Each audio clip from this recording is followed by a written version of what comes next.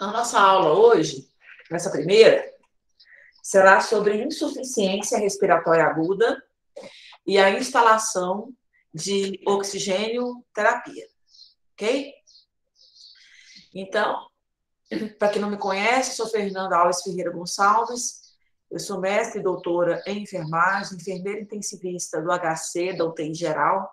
Eu sou especialista em UTI, cardiologia e, não coloquei aqui, sou especialista também em ventilação mecânica, desde o ano 2008. O que nós vamos trabalhar na aula de hoje?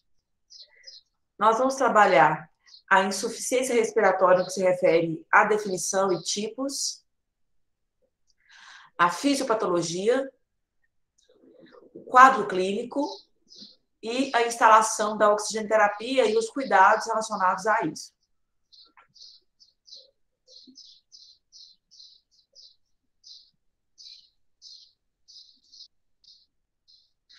Por que a gente trabalha com IRPA, que é a insuficiência respiratória aguda, nas disciplinas de emergência e UTI? Por quê? Peraí, parece que alguém está querendo entrar aqui.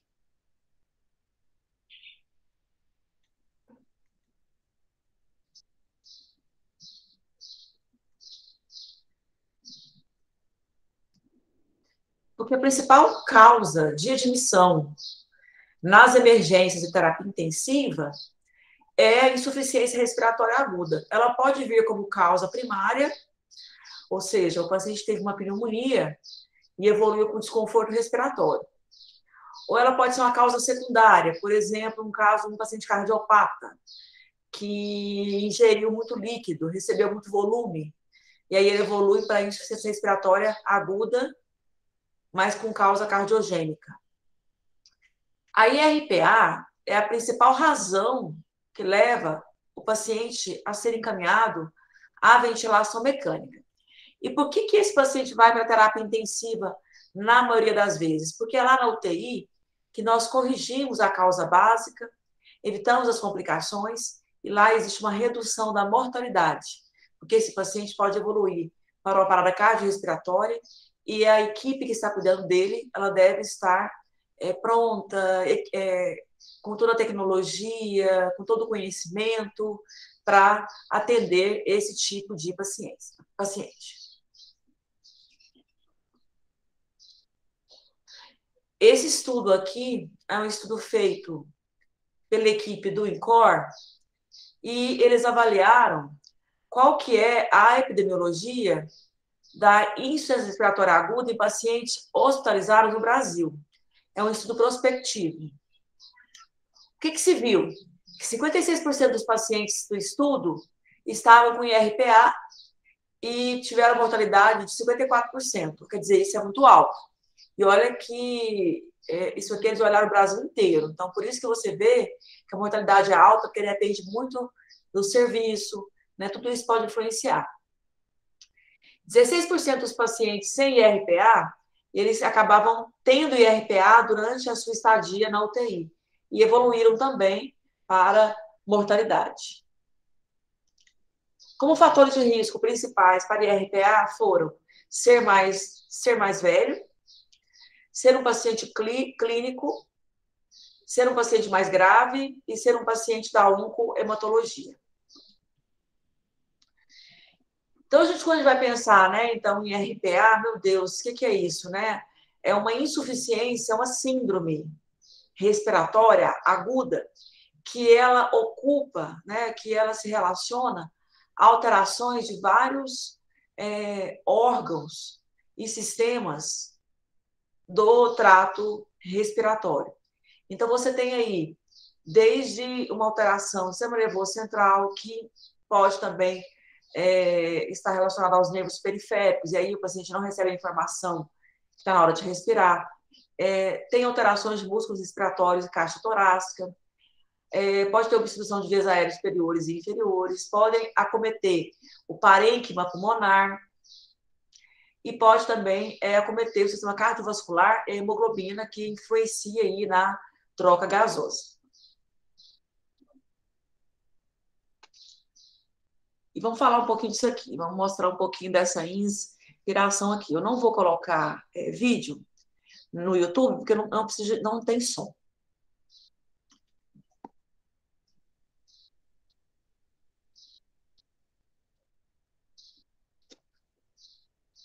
Ar que entra na boca pelo nariz, gente, que vai até os brônquios, chegando aos alvéolos.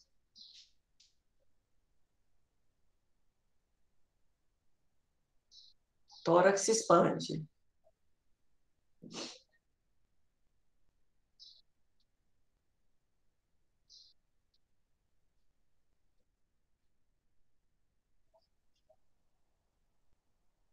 O diafragma desce na ins e o ar entra.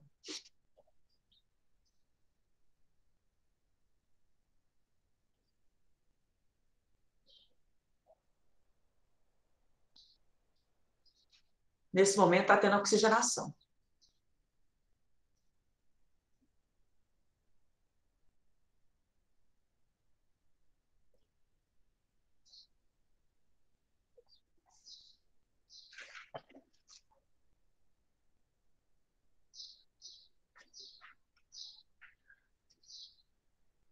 A saída do ar será a expiração. Os pulmões vão se esvaziar.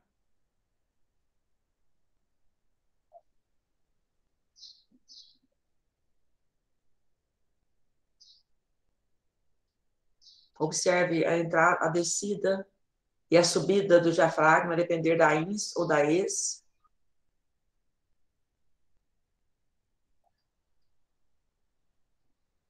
Então, esse processo de subir ou descer o diafragma é importante para que aconteça o processo de ins e o processo de exalação.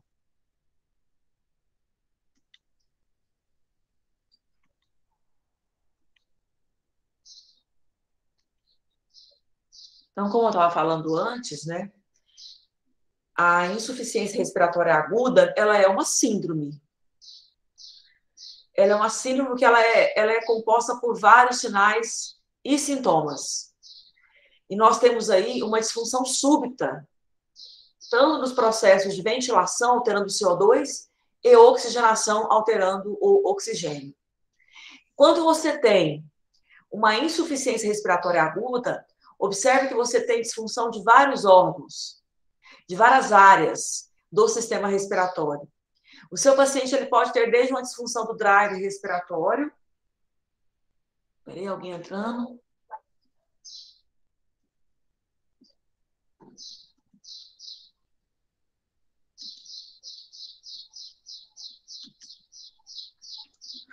O seu corpo pode ter uma disfunção do drive respiratório. Um exemplo seria o AVC.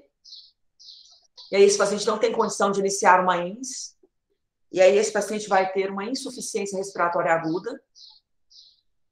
Outra coisa importante também é a disfunção das vias aéreas. Ele pode ter alguma oclusão nessa via aérea.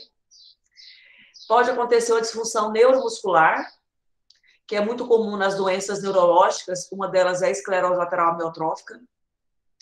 Ele pode ter uma disfunção do parênquima pulmonar, que está associado aí a alterações desse parênquima, como, por exemplo, uma pneumonia. Uma disfunção da vasculatura pulmonar, que pode ser, que é muito comum nos pacientes com TEP. Ou ele pode ter uma disfunção cardíaca, que é comum nos pacientes com insuficiência cardíaca congestiva.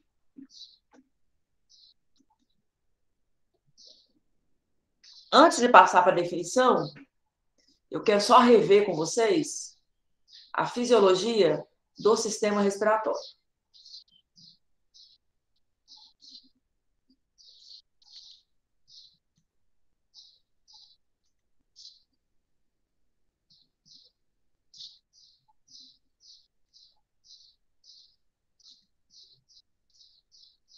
É bem rápido esse... Compreendidas na cabeça, no pescoço e também no tórax. Durante o processo respiratório, eu vou ter a entrada do ar pelo nariz, onde o mesmo vai passar por faringe, laringe, chegando até a traqueia. Na traqueia, a sua porção inferior é dividida em dois outros tubos, que são os brônquios. Cada um dos brônquios penetra o pulmão direito e também pulmão esquerdo, ventilando os respectivos pulmões. Essa figura representa a cavidade torácica aberta e nós podemos observar os dois pulmões. Percebam que os pulmões eles estão alojados dentro de duas membranas, as quais nós chamamos de pleura. Assim eu tenho uma pleura parietal, que é a membrana que está revestindo internamente a cavidade torácica. E também tenho a pleura visceral, que é a membrana que recobre externamente cada um dos pulmões. Entre a pleura visceral e a pleura parietal existe um espaço virtual, sendo este preenchido por um líquido, o líquido pleural. Abaixo dos pulmões eu tenho um músculo extremamente importante para o processo respiratório, que é o diafragma. Além dessa função, o diafragma também ele delimita a cavidade torácica em relação à cavidade abdominal, que fica inferior a este músculo. O nosso processo respiratório ele pode ser dividido em um ciclo respiratório, sendo este um período compreendido entre duas inspirações e uma expiração. A inspiração é o movimento de ar da atmosfera para dentro dos nossos pulmões. Por sua vez, a expiração é o movimento do ar dos pulmões de volta para a atmosfera. Um outro conceito importante é o sinal respiratório em rampa. Isto é um mecanismo que permite um enchimento gradual dos nossos pulmões. Por meio desse gráfico, nós podemos observar o ciclo respiratório e também o sinal respiratório em rampa.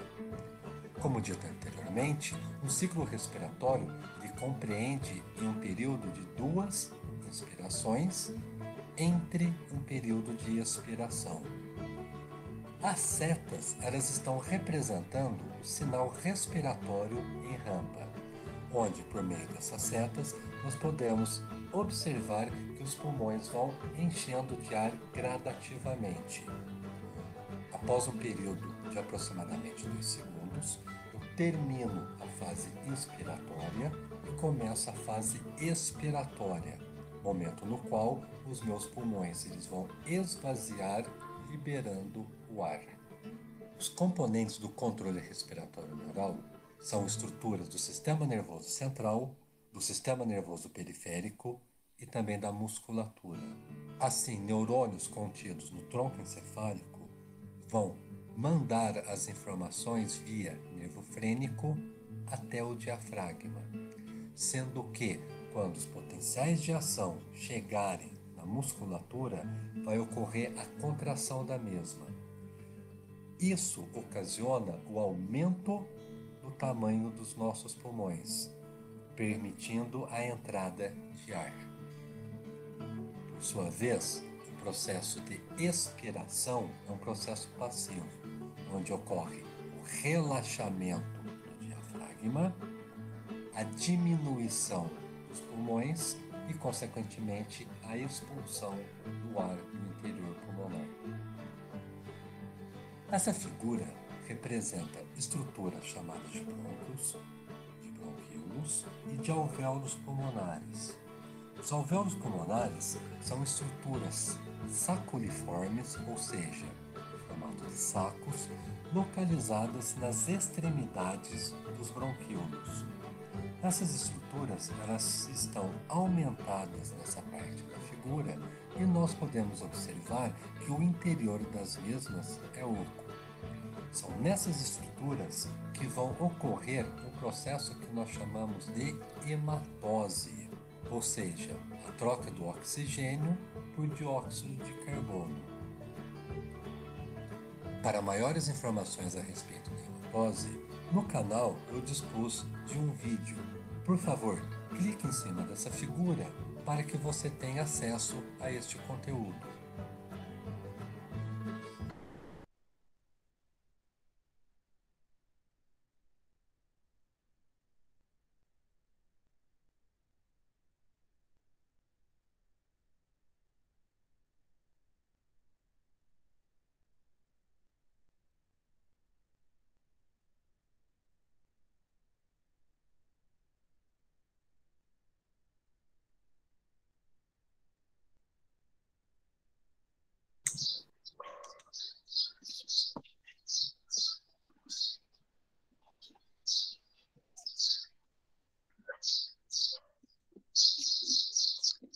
Ok, então vamos para a definição, né, de insuficiência respiratória aguda.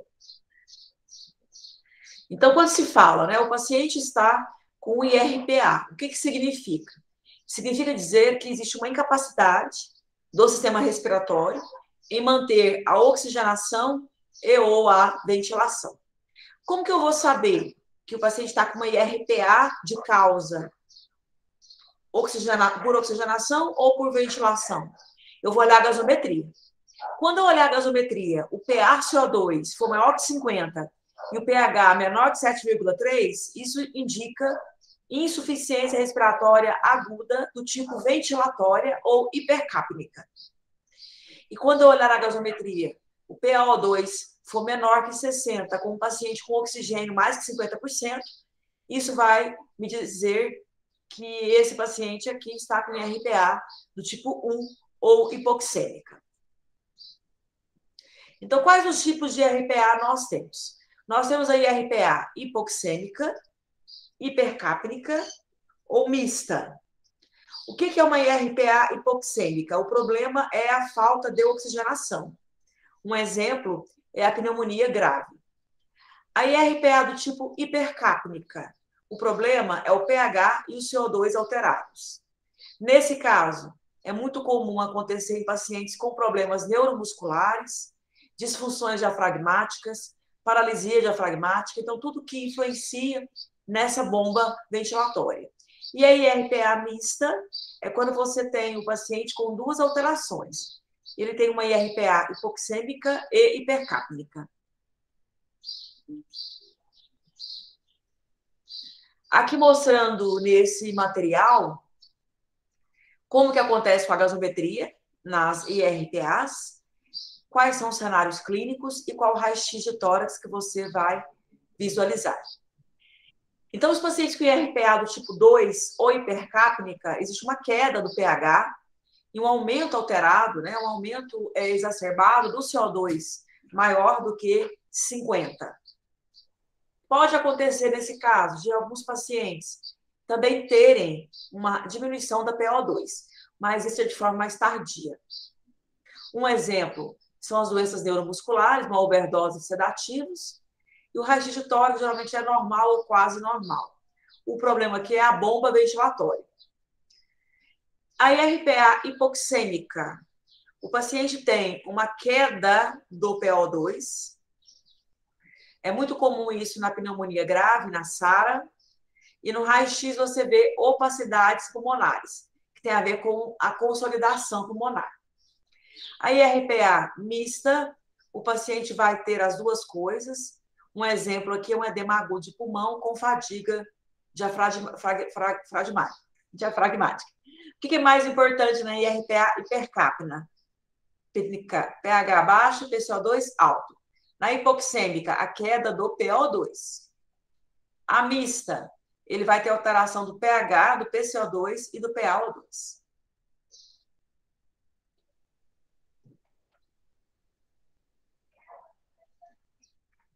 Então, para eu classificar a IRPA hipoxêmica, é aquela cuja oxigenação está alterada, está menor ou igual a 50-60, e tem uma relação PO2 e FO2 ruim, que eu vou mostrar para vocês como é que faz.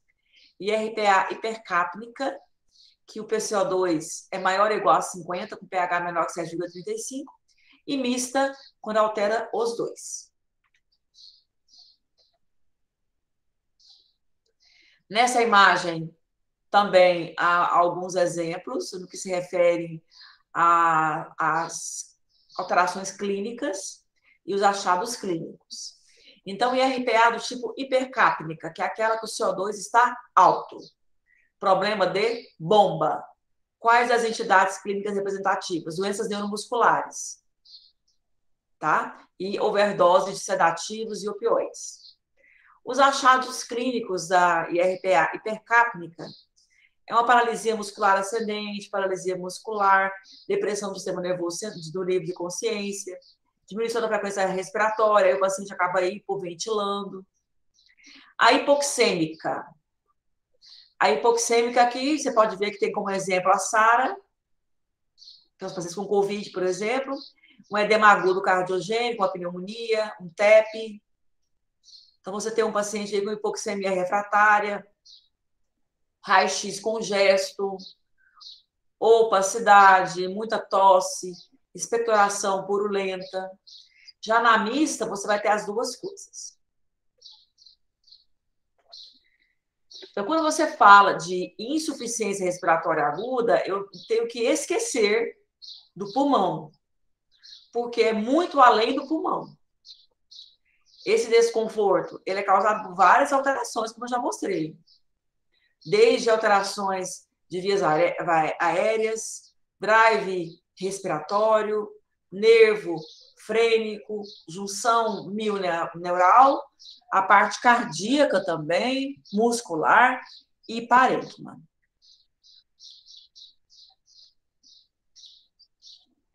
Então, vamos aqui classificar mais uma vez para memorizar. O que é uma IRPA do tipo 1? É a IRPA chamada hipoxêmica. Nessa fase, há uma redução da troca alveolar. Você tem o oxigênio que está baixo, com o CO2 que está normal, o problema aqui é a oxigenação. O paciente vai ter uma saturação menor que 90% ou uma PO2 baixa. E é muito comum isso acontecer na asma, no edema pulmonar, no DPOC e na pneumonia, que é muito comum nas UTIs. IRPA do tipo 2, ela é uma IRPA associada à alteração do CO2, que vai estar aumentado, um pH baixo. O paciente tem uma redução da ventilação. O foco principal aqui é o CO2 que fica alto, então o paciente tem uma hipercapnia, pH baixo e CO2 maior que 45. E pode acontecer na DPOC, na bronquiectasia, na cifoescoliose e na distrofia muscular. Aqui um outro tipo de conceito que eu quero que vocês gravem é as doenças obstrutivas e as doenças restritivas. As doenças obstrutivas é aquela que o paciente tem dificuldade para eliminar o CO2, né? Ele tem uma dificuldade para expirar. Então, aqui você tem dano pulmonar ou um estreitamento, né, das vias aéreas. Você tem uma complacência pulmonar, né, desse paciente, porque ele tem uma diminuição da retração elástica do pulmão. Um exemplo seria o DPOC, a asma e até a fibrose cística. Já as doenças restritivas, uma delas que a gente pode dizer é a SARA. O paciente tem dificuldade para inspirar, ele tem uma rigidez pulmonar, ele tem um déficit do sistema nervoso, ele tem uma complacência alterada, uma complacência pulmonar diminuída. Como exemplo aqui é a SARA, do COVID, a doença pulmonar intersticial, uma escoliose, uma doença neuromuscular, ou até mesmo a distrofia muscular de Duchenne. Então, como é que eu vou reconhecer um paciente com falta de ar? Olha o esforço respiratório desse paciente.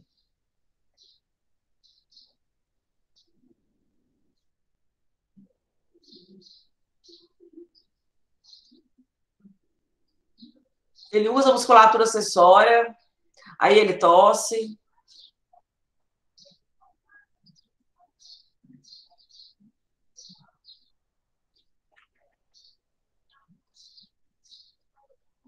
Mais uma vez.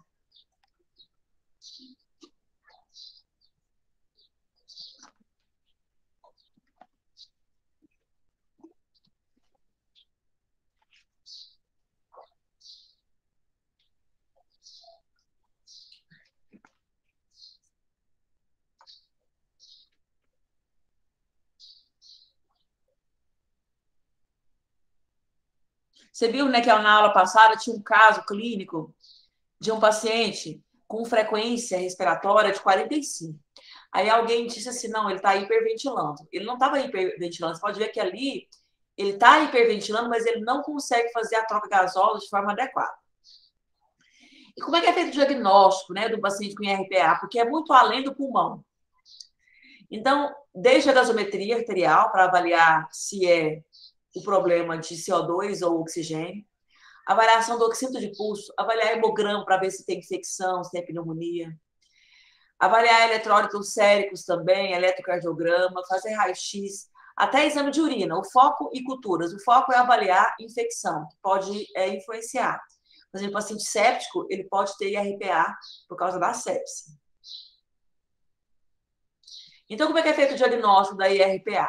Você avalia os sinais de desconforto respiratório do seu paciente, você avalia a saturação de hemoglobina e você avalia a gasometria. Se a gasometria tiver com pH menor que 7,35, CO2 maior que 50, isso é IRPA do tipo 2 ou hipercápnica.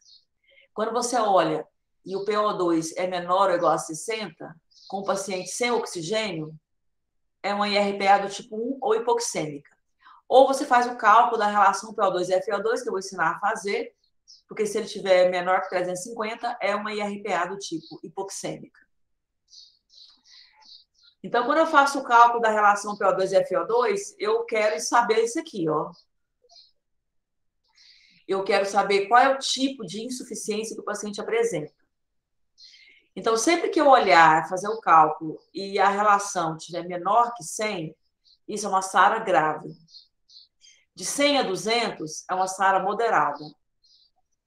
De 200 a 300 é uma SARA leve e acima de 300 é normal. À medida que vai diminuindo a relação, você vai tendo aí uma piora da lesão pulmonar. Então, como é que eu faço o cálculo do FO2? Primeira coisa, eu tenho que saber qual que é a estimativa da FO2 em um paciente que está usando oxigênio. Então, existe uma regra. Vou tirar aqui para mostrar para vocês. Então, como é que é feito aqui? Por exemplo, eu tenho um caso que um paciente, eu quero saber qual que é a relação PO2 e FO2 dele. Eu quero saber. Aí, ele está usando O2 a 5 litros.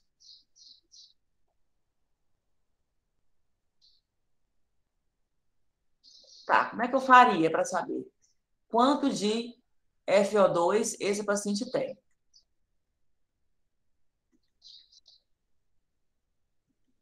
Então, aqui, ó. Eu pego 5 litros, eu multiplico por 4. Por quê? Porque é uma regra. Porque cada litro de O2 oferece 4%. Então, 5 vezes 4. Pô, gente, eu vou tentar. É que meu computador está longe. 5 vezes 4. Vou colocar assim, ó. Cada litro oferece 4%. Logo, 5 litros, eu vou multiplicar por 4. Então, vai dar 20%. Que eu estou oferecendo para o paciente, 20%. Só que eu tenho que lembrar que eu nunca ofereço O2 puro. Eu ofereço com ar comprimido ou ambiente. Então, eu vou somar com 21% do ambiente. Isso aqui vai me dar 5 vezes 4, 20, mais 21, 41%, que o paciente está usando de concentração de oxigênio. Aí eu venho. Qual que é a relação, então, PO2 e FO2? A PO2 da gaso está 103,5. Aí o que eu vou fazer? Eu vou pegar o PO2 da gaso, 103,5. Eu vou dividir. Tem divisão aqui.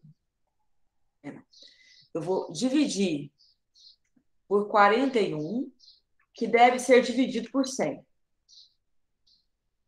Então, vai dar 103,5 dividido por 0,41. Aí eu vou fazer o cálculo. Que já foi feito aqui, que está 251. Então, a relação entre a PO2 que o paciente tem e a FO2 que você está oferecendo está dando uma relação de 251. O que significa dizer isso? Eu vou olhar aqui, ó. 251 é uma SARA leve. Ou seja, esse paciente tem insuficiência respiratória aguda do tipo hipoxêmica. Então, é uma SARA leve. Outro exemplo. Aqui não tem outro exemplo, mas eu vou ter outro exemplo. Então, esse cálculo aqui, gente, ele é feito na UTI todo dia. Ele é rotineiro para saber se vai se aumentar ou reduzir o oxigênio que está sendo ofertado. Deixa eu ver se tem alguém que entrou aqui.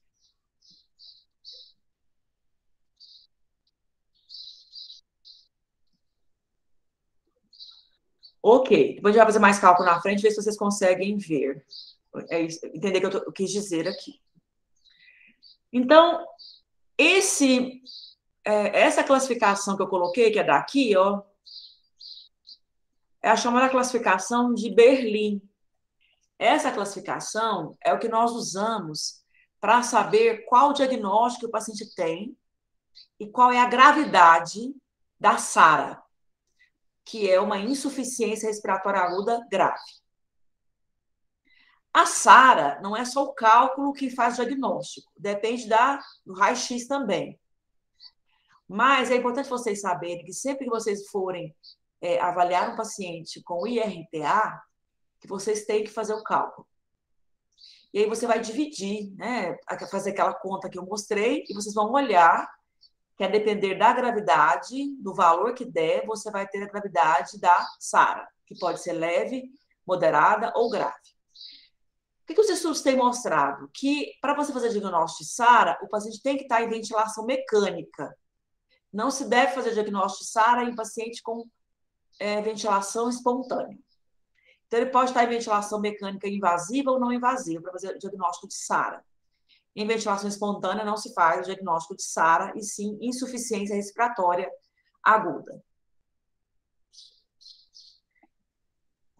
Mais uma pessoa está tentando entrar, peraí.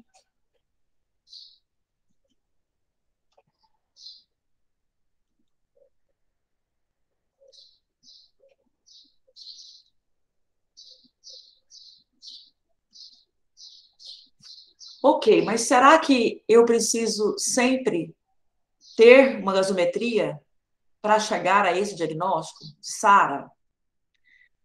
Não, gente. Já existem estudos, né, publicados falando que você pode avaliar a oximetria de pulso do seu paciente e fazer o cálculo do mesmo jeito que se fosse a relação PO2 e FO2. Então, isso é para facilitar a vida para quando você não tem uma via arterial para colher a gasometria. Vamos fazer alguns exercícios para ver se fica mais fácil. Vou fazer o primeiro caso com vocês e depois vocês fazem outro. É um paciente do sexo masculino, 65 anos, tabagista, admitido no pronto-socorro com história de falta de ar há 2 horas. Então, tá vendo? É bem característico, né? Paciente que tem uma piora, assim, brusca, rápida, com diagnóstico confirmado de DPOC.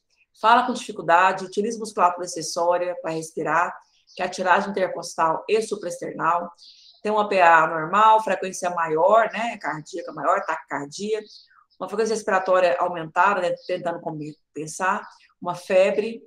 No exame físico, há estertores, que é muito importante. Na base do pulmão direito, sua gasometria 2 dias atrás mostrava uma PCO2 de 40, que era normal. No raio-x de tórax, há sinais de hiperinsuflação, que é comum em DPOC. Uma PO2 de 51, um PCO2 de 58, um pH de 7,31, com saturação de 85%. Aí, aqui pergunta, o paciente está com insuficiência respiratória aguda? Aí eu tenho que lembrar que são duas, do tipo 1 e do tipo 2, né? A do tipo 1 é quando a PO2 é menor que 60, com saturação menor que 90. Então, ele tem um tipo de RTA chamada hipoxêmica, pois o PaO2 em ar ambiente. Ixi, eu escrevi aqui. Em ar ambiente está menor do que 60. Então, eu já sei que é uma IRPA do tipo 1 ou hipoxêmica. Então, eu já sei disso. Por quê? Porque o PO2 está baixo. Então, o problema é a oxigenação. Do tipo 2 eu tenho que olhar o pH. Então, você pode ver que o pH está menor que 7,35. Ele tem. Do tipo hipercápnica, pois o PaCO2 está maior do que 50 e o pH está menor que 7,35.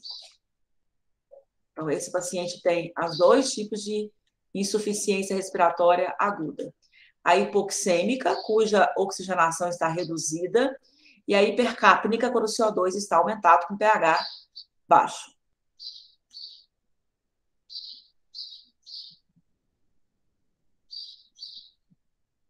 Vou passar para cá. Como que eu classificaria? Eu já coloquei, mas vamos de novo. IRPA do tipo 1 e 2.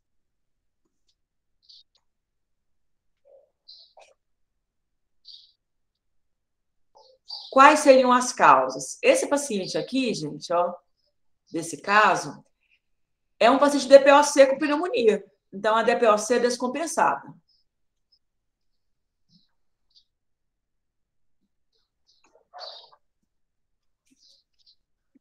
DPOC descompensada.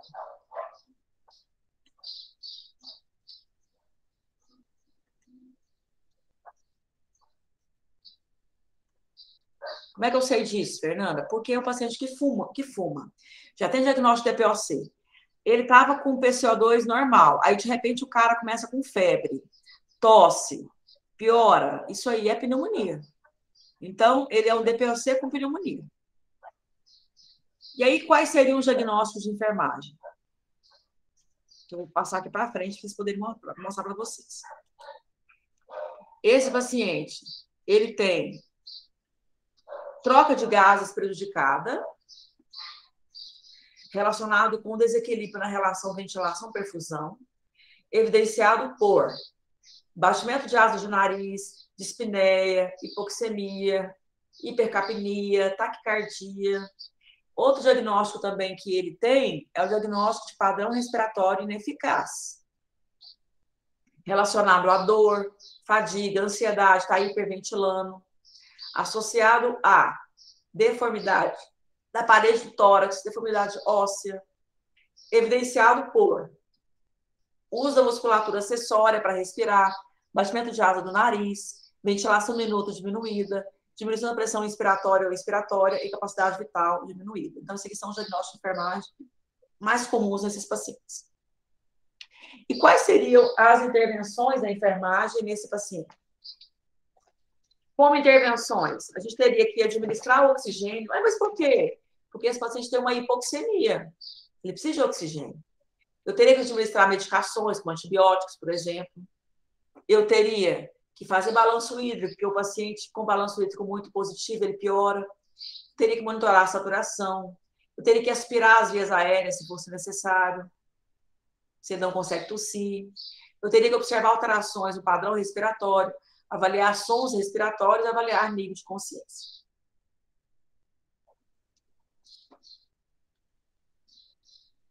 Então, o tratamento nesses pacientes com IRPA geralmente passa por esses cuidados aqui, que é a oxigenoterapia, para melhorar a hipoxemia, a mobilização no leito, virar de um lado para o outro, ou sentar na cadeira, ou fazer ele andar, Os broncodilatadores, que é muito comum nos pacientes DPOCs, que eles têm um broncoespasmo, né, que é uma broncoconstrição, então você faz broncodilatador. Diurético, porque o paciente, quanto mais seco, menos secreção. Ventilação mecânica, pode ser invasiva ou não invasiva para tratar esses pacientes. E o que é, assim, fundamental? Entender quanto de oxigênio que eu vou fazer no meu paciente. Quanto? Como? De que forma eu vou fazer? Tem que ficar muito claro que a minha meta de saturação é de 92% a 96% em pessoas normais. Em DPOCs, a minha meta é 88% a 92%. Oxigênio é para quem precisa. Então, esse estudo aqui é uma meta-análise que trouxe a variação, né, da saturação, o que a gente deve fazer. Então, é muito claro já nos estudos que o excesso de oxigênio ele aumenta a mortalidade. Então, você vai objetivar manter a saturação entre 92% a 96%. Então, eles falam que intervalo-alvo, parece razoável você manter uma saturação de 90% a 94% e no paciente DPOC de 88% a 92%. Então, é recomendação forte. E quanto de O2 que eu vou fazer nos meus pacientes? Quanto? Como? Qual escolher? Olha, vai depender. A suplementação de oxigênio, ela vai depender da quantidade de concentração que você quer ofertar. Então, aqueles pacientes que você tem um paciente que ele é menos grave, ele vai usar um catéter nasal de oxigênio. Então, você vai usar desde 0,5 até 5 litros por minuto. Se o seu paciente piora, você vai ter que usar um O2 em maior concentração, que seria a máscara facial de aerosol. Se seu paciente piora cada vez mais, ele vai precisar de uma máscara facial com reservatório, que lhe dá alta concentração de oxigênio e altos fluxos de O2. A máscara facial de Venturi é para pacientes DPOCs, que você vai ofertar muito fluxo, mas pouco oxigênio. O paciente DPOC não precisa de oxigênio, precisa de fluxo de ar. Então, aqui nós temos, catéter tipo óculos, dispositivo de baixo fluxo e baixa concentração de oxigênio. Aqui a máscara de Venturi, que a gente usa mais no paciente DPOC, que é alto fluxo e concentrações controladas de oxigênio. O C é a máscara facial de aerosol. Você oferece quantidades moderadas, né, de oxigênio e de fluxo. E a máscara facial com reservatório, que você oferece aí um fluxo bem alto e também uma concentração elevada de oxigênio. Então, quando eu vou fazer a avaliação, né, de qual tipo de material que eu vou ofertar para o meu paciente, eu tenho que lembrar disso. Pacientes que precisam de pouca concentração de oxigênio, vamos usar catéter tipo óculos. Pacientes que precisam de uma concentração controlada, você vai ofertar máscara de Venturi. Né? Aqueles pacientes que você tem uma concentração moderada, né, em fluxo moderado, você vai usar máscara facial de aerosol. E aqueles pacientes que precisam de muito oxigênio e muito fluxo, vai usar máscara facial com reservatório. Então, cada quantidade de O2 que você oferta para o seu paciente vai indicar uma concentração de oxigênio. 1 litro seria quanto? 1 vezes 4, 4. Mais um ambiente, 21, 25. Tá? Você observa que à medida que você vai aumentando a quantidade de oxigênio, você vai aumentando a quantidade de concentração de oxigênio. Essa aqui é uma máscara facial. Então, essa máscara facial, ela é colocada naqueles pacientes que precisam de mais de 5 litros de oxigênio, não estão com Covid, tá? Então, existe uma macronebulizadora aqui, e essa máscara fica assim, solta mesmo no rosto. A máscara facial de Venturi, que eu falei para vocês, que é essa aqui, ela tem vários filtros, porque o DPOC, ele precisa de fluxo. Porque se você oferecer muito oxigênio, ele para de respirar. Então, a máscara facial de Venturi, ela oferece o oxigênio até 100%, só que a FO2 ela é controlada, ou seja, é um dispositivo de alto fluxo e concentração controlada de oxigênio, que é muito comum para DPOC.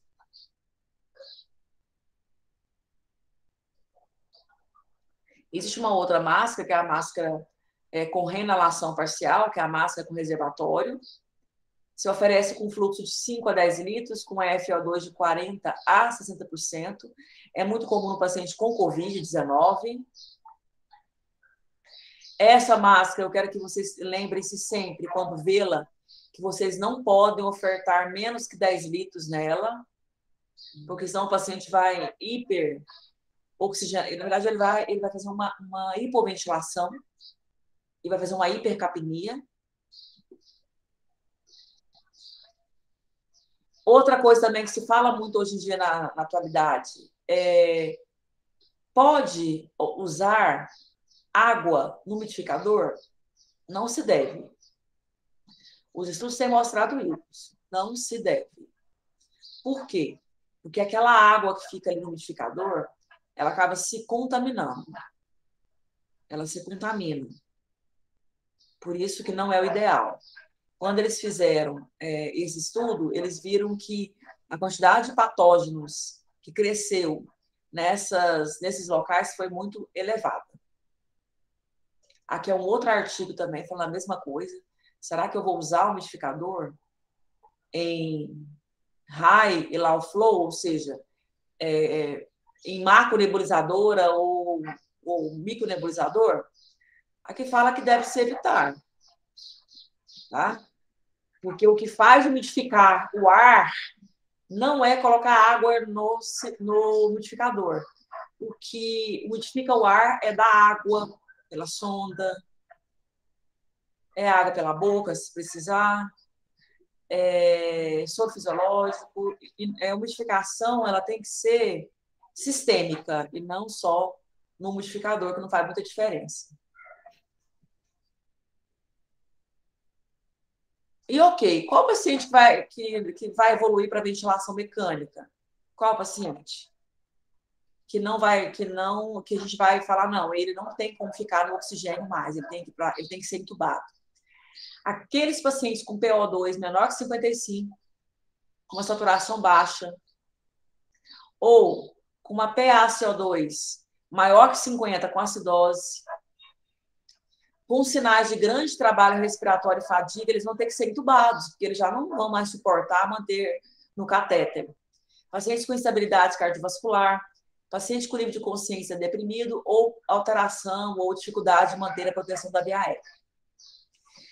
Então, esses pacientes que não conseguem manter a oxigenação adequada, eles vão precisar de um suporte ventilatório mecânico invasivo, cujo objetivo é aliviar o desconforto respiratório, corrigir a acidose respiratória e hipoxemia, reverter a fadiga muscular respiratória, reverter ou prevenir atelectasias, diminuir o consumo de oxigênio, aumentar a oferta de oxigênio aos tecidos e diminuir a hipertensão intracraniana. Esses pacientes irão para ventilação mecânica invasiva. Tem pacientes que podem ficar na ventilação não invasiva, porque a ventilação invasiva mata mais. Só que tem contraindicação. Se seu paciente está com agitação psicomotora intensa, alteração da consciência, instabilidade hemodinâmica, arritmia grave, incapacidade de proteger a via aérea, lesão facial ou hemorragia digestiva alta, ele tem que ir direto para a ventilação mecânica invasiva. Então, como é que é feito esse processo? Aqui é um protocolozinho mostrando que o paciente com IRPA hipoxêmica, o que eu faço? Será que ele melhora com a suplementação de oxigênio? Sim, se ele melhora, ótimo. Se ele não melhora, ele pode ir para a ventilação não invasiva? Sim. Ele tem contraindicação para ventilação não invasiva? Sim, vai ser entubado. Se ele não tem contraindicação, ele vai ficar entre 30 a 180 minutos na ventilação não invasiva. Se ele melhorar, ótimo. Se ele não melhorar, ele vai ser entubado. E os pacientes com IRPA hipercapnia? paciente com IRPA hipercápnica. Esse paciente tem contraindicação para ventilação não invasiva? Sim, vai ser entubado. Não. Então, pode colocar ele na ventilação não invasiva. Ele melhorou de 30 a 180 minutos? Sim. Se ele não melhorou, ventilação mecânica invasiva. Então, sempre essa preocupação de ficar observando esse paciente se ele tem condição de manter na ventilação não invasiva ou na suplementação de oxigênio espontâneo. Meu Deus, e agora? E agora que esse paciente que não tem condição nenhuma de manter na ventilação não invasiva deverá ser entubado. É necessário que o enfermeiro participe desse processo, ele leve o carrinho de emergência com materiais, cânulas para intubação, para mulher geralmente é de 7,5 a 8,5 e para homem de 8 a 9, laringoscópio testado e montado com lâmina, seringa de 20, fio guia, ambu com fonte de oxigênio, aspirador com sonda e medicações para sedação, analgesia e curarizantes. Aqui são os materiais que nós usamos para a intubação: guia, tubos, mais de um tamanho, seringa para testar, cadarço, máscara, óculos, luva estéreo e laringoscópio. Vou mostrar aqui a intubação aqui. Não tem som, não.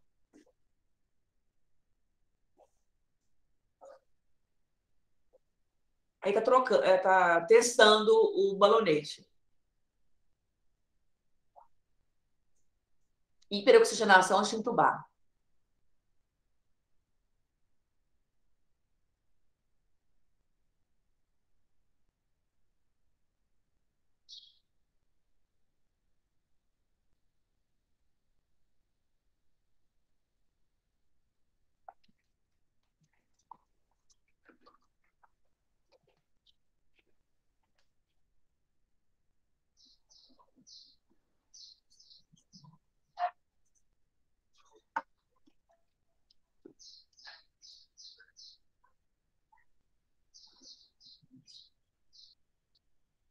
Ó, a laringe. Passa o tubo bem na laringe.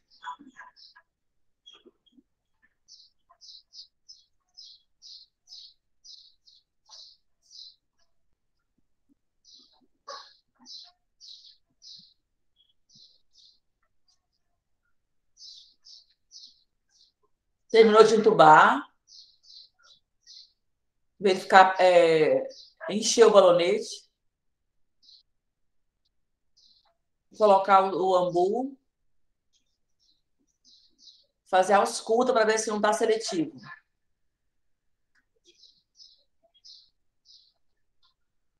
A ausculta tem que estar com murmúrios nos 4. E não pode ter som no estômago.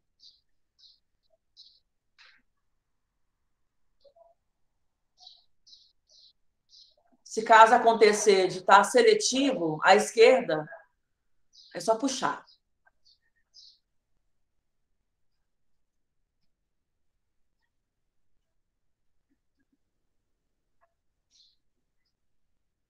E depois fazer a fixação.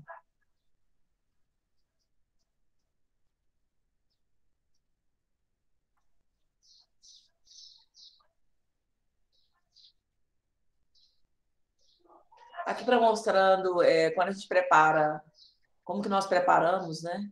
O tubo e tudo no paciente com Covid, só mostrando aqui, ela está totalmente contaminado aqui, né?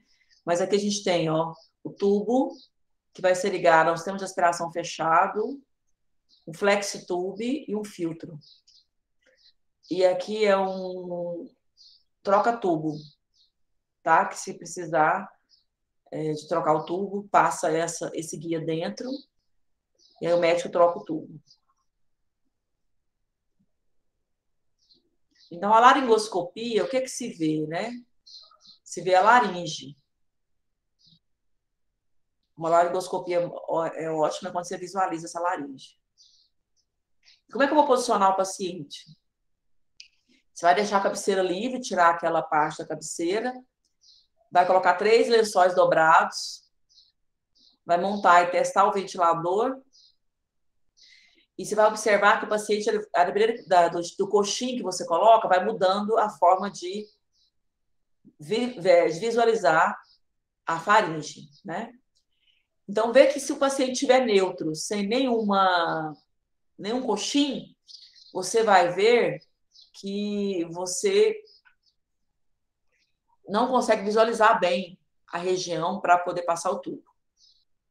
Quando você consegue colocar o coxim, você já alinha a faringe e a laringe.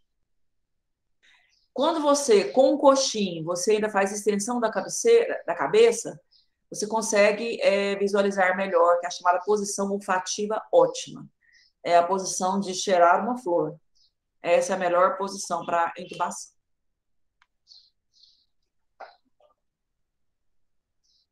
Espera aí, que eu vou só parar de gravar aqui para mostrar algumas coisas para vocês.